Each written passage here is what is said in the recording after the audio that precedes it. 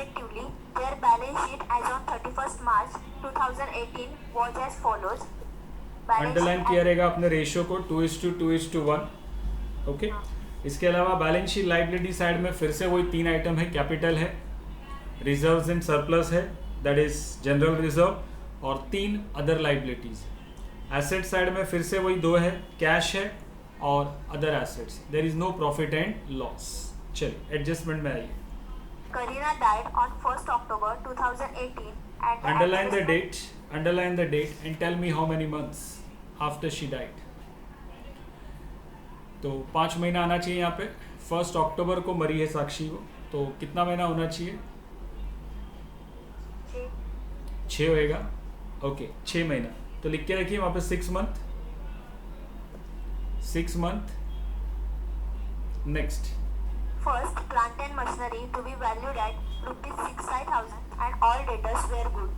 Plant and machine के सामने 50 है, तो मैं जाके लिखूंगा वहाँ पे +10 तो 60,000 हो जाएगा वो. दूसरा, डेटर्स गुड बोल रहा है, means there is no need for RDD. तो हम लोग डेटर में से आरडीडी के सामने लिखेंगे -2,500. डेटर्स का प्रेजेंटेशन कैसे आएगा? बैलेंस शीट में डायरेक्ट आउटर कॉलम में जाएगा डेटर 22,000 और आरडीडी कम हो रहा है. It's a good news. Revaluation account credit side bye RDD. Next. Second, stock of goods to be reduced by rupees 3,000. Reduce by 3,000. Reduce by बोला मतलब 3,000 से, बाय मतलब से. 3,000 से गुड्स को कम करना है. तो जाइए स्टॉक ऑफ गुड्स के पास, लिखिए -3,000. नेक्स्ट.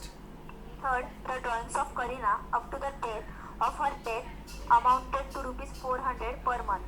पर मंथ बोला है, हमको पर मंथ नहीं चाहिए, हमको टोटल चाहिए. महीने का अगर 400 तो 6 महीने का कितना?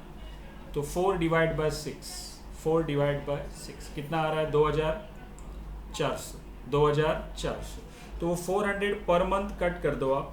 400 पर मंथ कट कर दो, उसके बदले लिख के रखो 2,400. बराबर है. अब इसका दो इफेक्ट बताओ आप. 2 इफेक्ट. सबसे पहला इफेक्ट ड्राइंग है ये.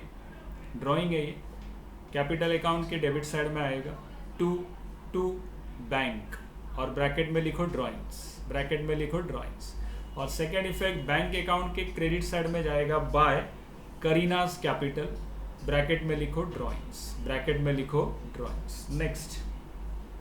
Fourth, interest on capital was to be allowed at 10% per annum.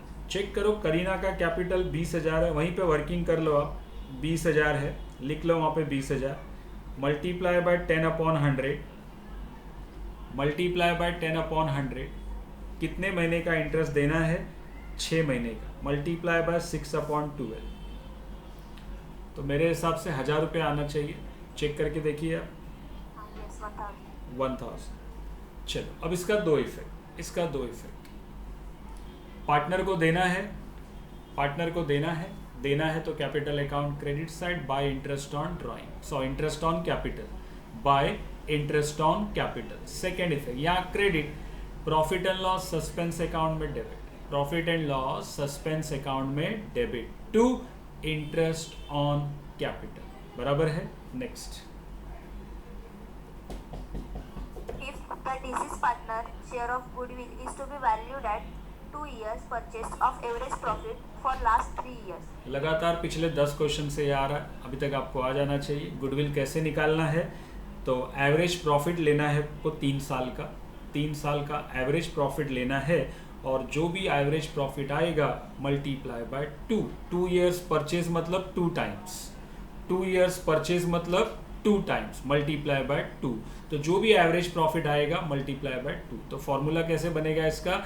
Goodwill equals to average profit of last 3 years multiply by 2. Clear है. नेक्स्ट. सर वो पढ़ो प्रॉफिट. हाँ, लास्ट वाला पढ़ो. नहीं, प्रॉफिट मत पढ़ो, लास्ट एडजस्टमेंट पढ़ लो. 6, the deceased partner share of profit up to the date of her death should be based on average profit of last 2 years. Underline that. Formula तो अपने को पता है. फॉर्मूला क्या है? Deceased partner share of profit का formula है profit of the year into period into her share. Her share we know उसका शेयर है, करीना का शेयर है 1/5। पीरियड हमको मालूम है 6/12। तो हमको क्या चाहिए, सिर्फ प्रॉफिट ऑफ द ईयर। तो प्रॉफिट ऑफ द ईयर के बारे में क्या बोल रहा है वो, प्रॉफिट ऑफ द ईयर के बारे में बोल रहा है वो कि should be based on average profit of last 2 year, average profit of last 2 year. इसका मतलब यहाँ पर हम लोग लिखेंगे प्रॉफिट ऑफ द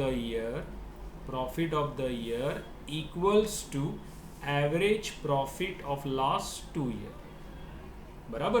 फिर हम लोग क्या निकालेंगे, average profit. Formula average profit equals to total profit upon number of years.